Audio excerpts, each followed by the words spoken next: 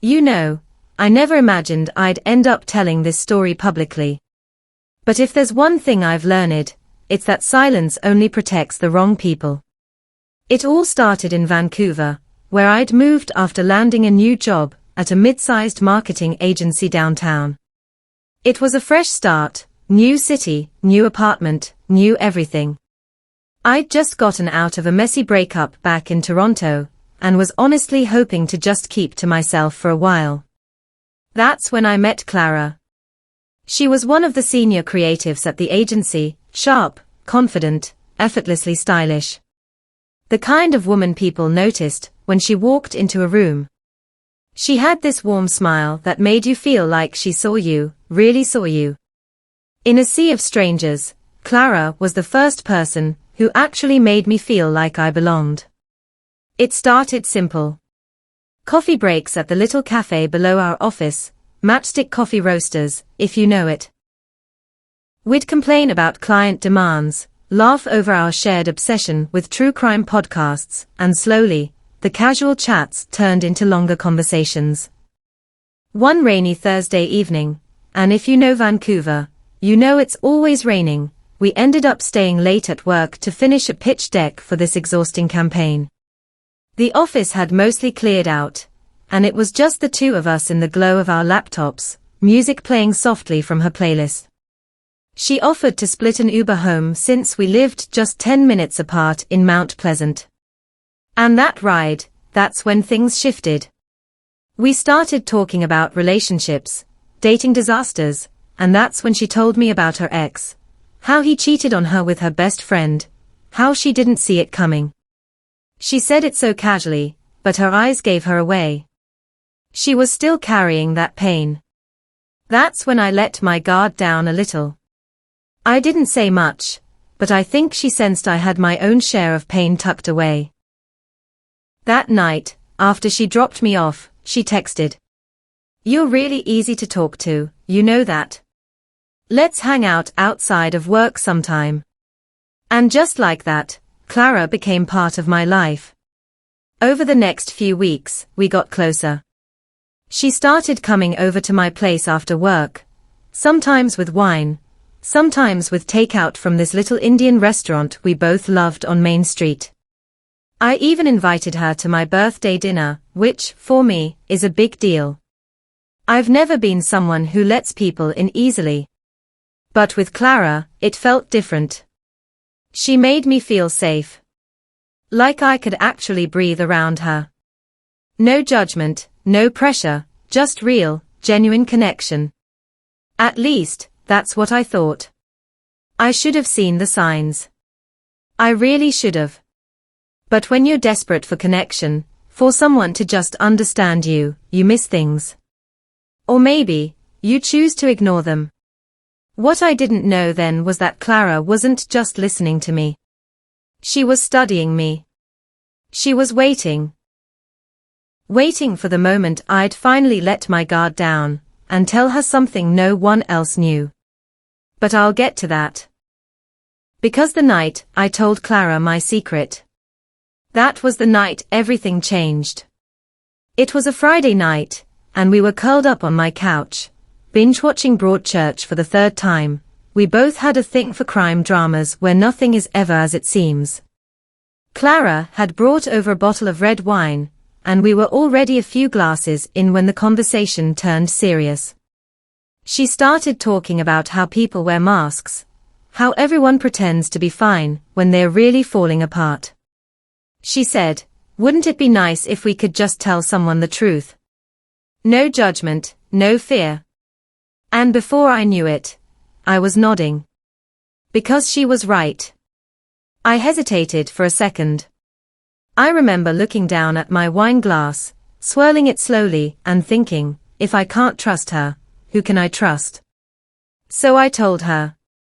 I told her something I had never told a single soul, not my parents, not my ex, not even my therapist back in Toronto. When I was 19, just starting university, something happened. Something I still don't fully understand how to categorize.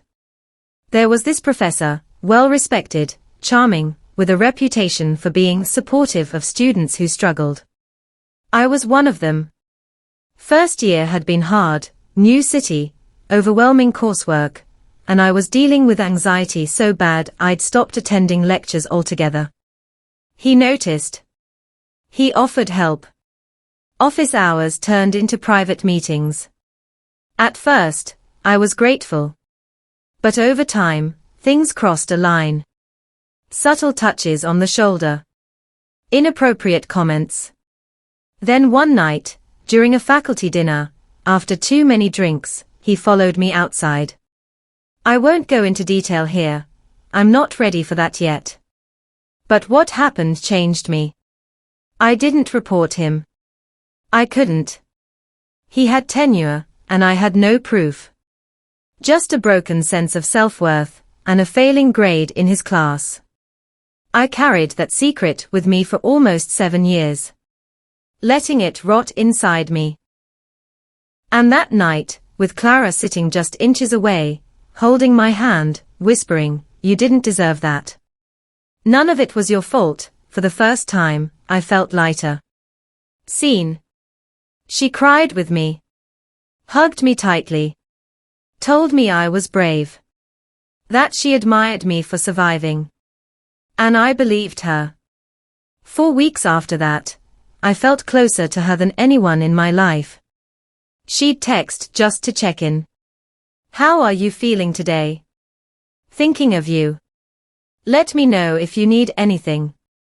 She even suggested I look into trauma counseling and offered to go with me to the first session. I didn't take her up on it, but I appreciated the offer. At least, I thought it came from a good place.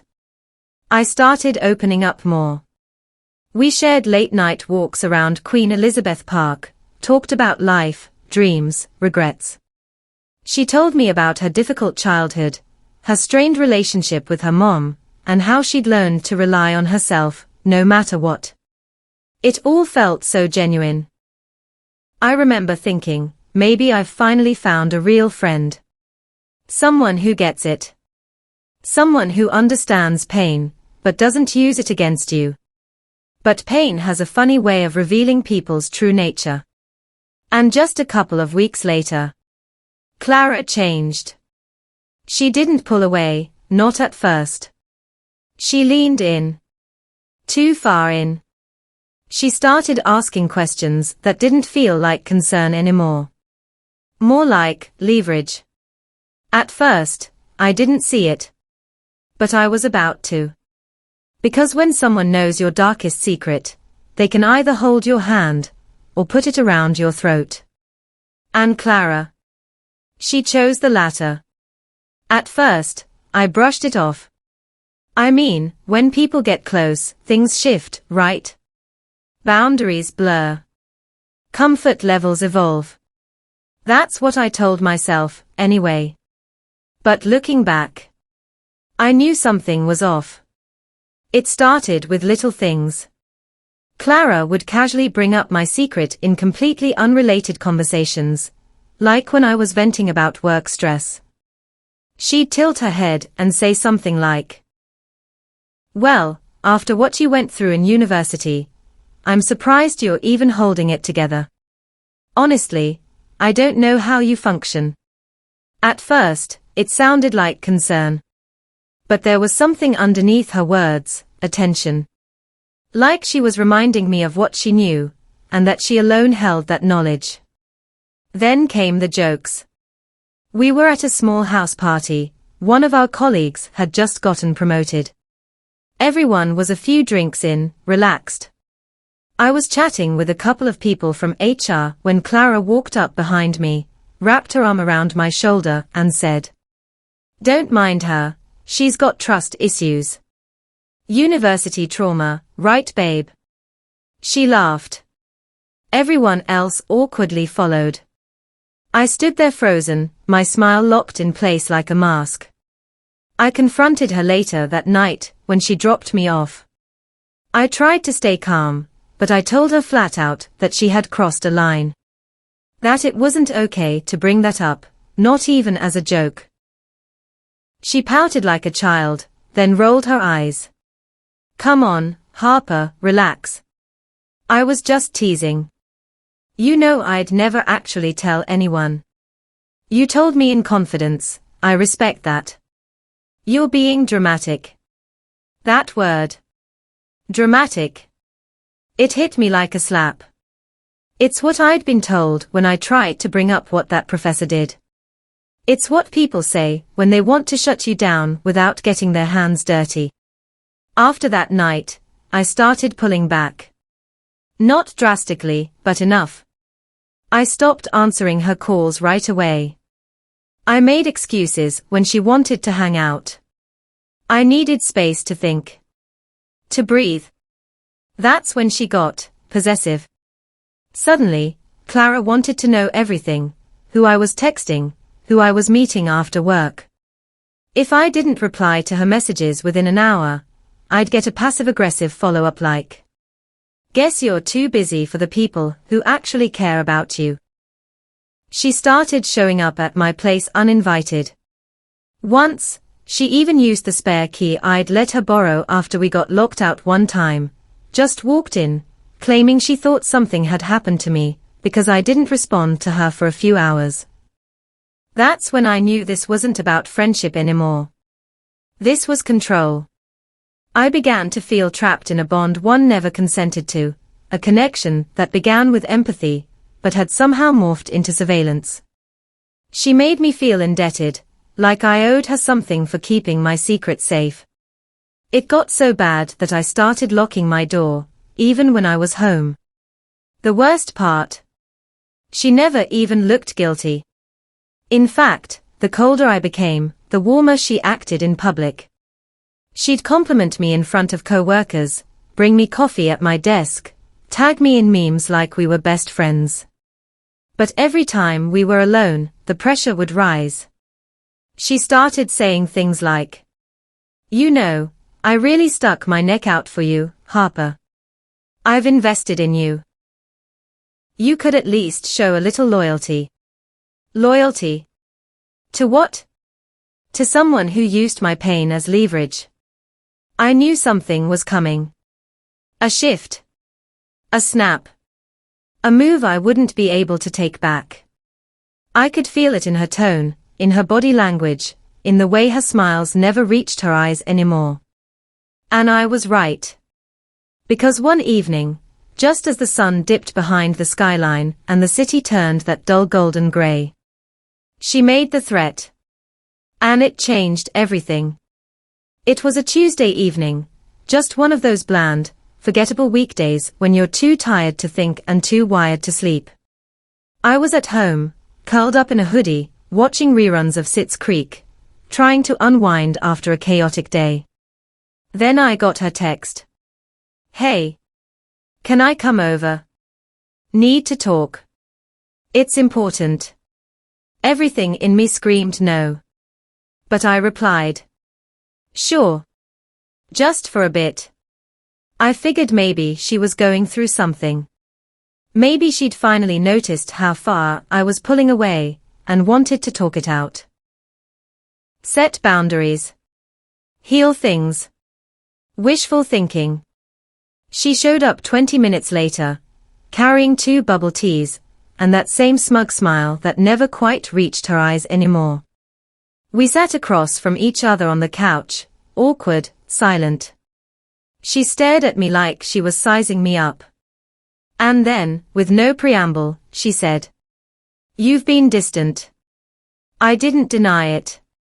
I told her I'd needed some space, that things between us had become too intense. That I wasn't comfortable with the way she'd been referencing things I told her in private. She laughed. But not in a cute, awkward way. It was sharp. Mocking. Then she leaned in. "I get it. You're embarrassed. But don't forget, I know what you told me. Everything. Word for word." My stomach sank. She pulled her phone from her bag, opened her voice recorder app, and played a short clip. It was me. My voice.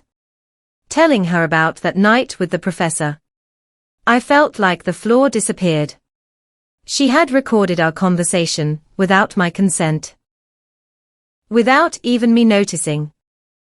I stared at her in shock, and she just sat there sipping her drink like it was the most casual thing in the world. "Don't look so surprised," she said. "I told you I'd take care of myself. And honestly, Harper, I just want to make sure we're on the same page. Because lately, you've been off." I asked her what she wanted. I was shaking, trying to keep my voice even. She smiled wider. "Relax. I'm not going to do anything with it. Not unless I have to. All I want is your support. Loyalty. You help me out when I need it, maybe vouch for me at work, make sure people see me the right way, let me in on client meetings, creative leads. That kind of thing." There it was. She didn't just want control over me. She wanted power. Power over my professional life. My reputation. My ability to breathe freely. I told her this was blackmail. That what she was doing was illegal. And her response? She shrugged. "Call it whatever you want. I call it smart." I couldn't sleep that night. My mind was spinning, heart pounding. She had my secret on tape. And she knew exactly how to use it. I started imagining the fallout. What if she sent it to HR? What if she uploaded it anonymously? What if the clip made its way to clients, or worse, my parents? They didn't even know. No one did. I was cornered. Paralyzed. For 2 days, I couldn't function. I avoided her texts, skipped meetings, stared at my phone like it was a loaded weapon. Then something inside me snapped. I'd spent years carrying the shame of what was done to me. Letting it define me. Letting it silence me. And now I was letting someone weaponize it. No. Not again. If she wanted a game. She was about to find out I wasn't someone to be played. I wish I could say I acted immediately, that I stood up, slammed the door in her face, called the police or a lawyer. But the truth is, I froze. Because that's what fear does. It doesn't always spark fire. Sometimes, it just locks you in place. But after a couple of sleepless nights, and way too many pacing circles around my tiny apartment, I realized something. I could either stay trapped in her shadow, or I could step into the light, and take back control. But if I was going to do this, I had to be smart. Clara was clever. Manipulative. Calculated. She'd already recorded me once without my knowledge. I couldn't confront her head-on, not yet. I needed leverage. Evidence. Something that would expose her for exactly who she was. So, I started documenting everything. I created a private folder on my personal drive, password protected, and unlinked from anything work-related. Every message she sent me, the guilt trips, the veiled threats, the voice recordings, I saved it all. I took screenshots, screen recordings, even backed up her audio clip to prove she had it. Next, I started being nice again. I know how that sounds. But I had to regain her trust, make her think I'd accepted the arrangement. At work, I played the role of the supportive friend. We grabbed coffee again. I started looping her into meetings. Nothing that would compromise my ethics, but just enough to keep her ego fed. Meanwhile, I reached out to a friend of mine, Maya, who used to work in compliance for a tech company in Toronto. She wasn't a lawyer, but she knew a lot about digital consent laws in Canada. I asked her, hypothetically, what someone could do if a private conversation had been secretly recorded and used as leverage.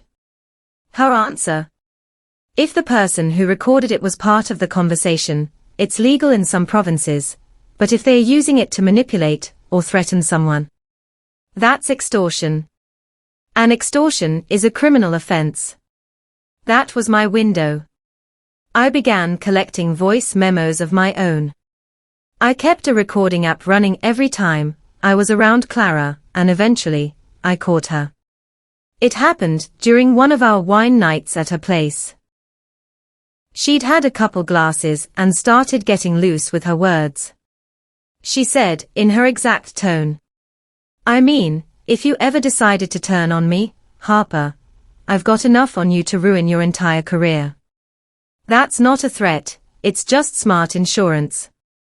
I didn't react. Just smiled. Sipped my wine. Saved the recording the second I got home. Then came phase 2. I printed everything. All the messages, voice transcripts, screenshots. I built a timeline, our first hangout, the night I opened up, the first inappropriate comment, the escalation, the threat. I wrote a letter to HR. I didn't file it yet, just prepared it. I needed to be ready for every outcome. And finally, I sat her down. This time, it wasn't in my apartment. It was in a public cafe in Kitsilano, full of people, full of noise, with no chance of drama or yelling. I looked her in the eye and told her I knew exactly what she was doing. She smiled, that smug, condescending smile. Until I slid my phone across the table and pressed play. Her voice, crystal clear. "I've got enough on you to ruin your entire career." And then, silence. She went pale. Her hands started to tremble. "You recorded me?" I nodded. Calm. Collected. "Everything's backed up. If anything happens to me, if anything gets leaked, or twisted, or used against me, the police will get a copy. HR too. And I'll press charges for blackmail and harassment." Her mouth opened, then closed. She tried to laugh it off, but it was too late. I had flipped the power dynamic, and she knew it. She left the cafe without finishing her drink. I watched her walk out the door, finally realizing she was no longer in control. But this wasn't over yet. Because taking back power is one thing. Exposing the truth. That's the part that really sets you free. After that cafe showdown, you'd think Clara would back off. That she'd finally understand I wasn't going to be bullied. That she'd slink away and let me breathe. But predators don't always retreat when you stand up to them. Sometimes, they dig in deeper. The next few days were tense. She didn't confront me directly, but I felt it, at work, in meetings, in the weird silences when I entered the room. She avoided eye contact. Stopped replying to messages. But I could sense she was plotting something. And I was right. The next week, I was pulled into a surprise meeting with our department head, Rachel, and someone from HR. They told me someone had raised concerns about my mental stability and inappropriate workplace behavior. Apparently, a friend had anonymously submitted messages suggesting I was emotionally unfit to manage high-stress client accounts. I felt my stomach twist. I knew immediately who had done it. Clara. She was trying to discredit me. Make me look unstable before I could act. But what she didn't realize was that I had already armed myself. I asked if I could share some context before the meeting went any further. Rachel looked surprised, but she nodded. I opened my bag and handed them a printed folder. Inside was the full timeline, screenshots, transcribed voice recordings, and a personal statement explaining everything, the secret, the manipulation, the blackmail, and now this attempt at character assassination. HR sat in silence, flipping through the pages. Rachel looked stunned. And I'll never forget the way her expression shifted when she reached the part where Clara explicitly threatened to ruin my career. I also mentioned that I'd consulted legal counsel, and had a formal complaint ready to file with authorities if any retaliation continued. The meeting ended differently than it had started. They thanked me, promised an internal investigation, told me I'd done the right thing by coming forward. 2 days later, Clara was placed on administrative leave. And the following week, she was gone. No goodbye. No public statement. Just vanished. Word got around fast. People noticed. Some asked questions, but I stayed professional, didn't gossip, didn't retaliate. I didn't need to. The truth had done its work. And here's the thing, I didn't feel victorious. I felt relieved. Like I could finally exhale after holding my breath for months. One afternoon, Rachel stopped by my desk. She looked me in the eye and said, "You were incredibly brave, Harper. Most people wouldn't have handled it like you did." I didn't feel brave. I still don't. But I do feel free. Because when someone uses your truth as a weapon, the most radical thing you can do is own it. Speak it out loud, before they ever get the chance to twist it. I'd spent so long letting my past control me. Letting it shame me. Letting it keep me silent. But now it's my story. Not hers. And telling it was how I took my power back. It's been almost a year since Clara disappeared from my life. In some ways, it still feels like it just happened, like I can still hear her voice in the back of my mind, trying to twist things. But most days now, that voice is quiet. Gone. I kept my job. Got promoted, actually, something I never thought would happen while I was under her shadow. People began to see me not as fragile or dramatic, but as capable. Resilient. And slowly, I started to believe that about myself too. I found a new therapist, one who specializes in trauma recovery. We've been working not just on what happened with Clara, but on what happened years ago, with the professor. That wound I buried so deep, I almost convinced myself it wasn't real. I've learned something important in those sessions. Survival isn't just about getting through the moment. It's about facing the aftershocks, the guilt, the fear, the shame, and still choosing to heal. I also got rid of some things. That old hoodie I used to hide in. The spare key Clara never returned. I changed my locks. Even my apartment feels different now. Safer. Mine again. And for the first time in years, I let someone new in. His name's Ethan, we met through a book club of all things. He's kind, observant, doesn't try to fix me. Just listens. Some days I still pull away, old habits, but he never pushes. He just stays. And honestly, that's enough for now. There's one moment I keep coming back to. A few weeks after Clara left, I was walking alone through Queen Elizabeth Park, the same path we used to take on those quiet nights when I thought she was my friend. I remember stopping at the top of the hill, where the skyline stretches out like a promise, and just standing there. And I realized something. I wasn't scared anymore. Not of her. Not of the past. Not even of being alone. Because even though she tried to use my pain against me, it didn't break me. It revealed me. It reminded me that my story, all of it, even the darkest chapters, belongs to me. Not to the people who hurt me. Not to the people who tried to silence me. And definitely not to the people who thought they could use it as a weapon. I share this now not for sympathy, but for anyone who's ever felt trapped by their truth. Anyone who's ever trusted the wrong person, or stayed silent out of fear. You are not weak. You are not broken. And you are not alone. Sometimes, freedom doesn't come from forgetting.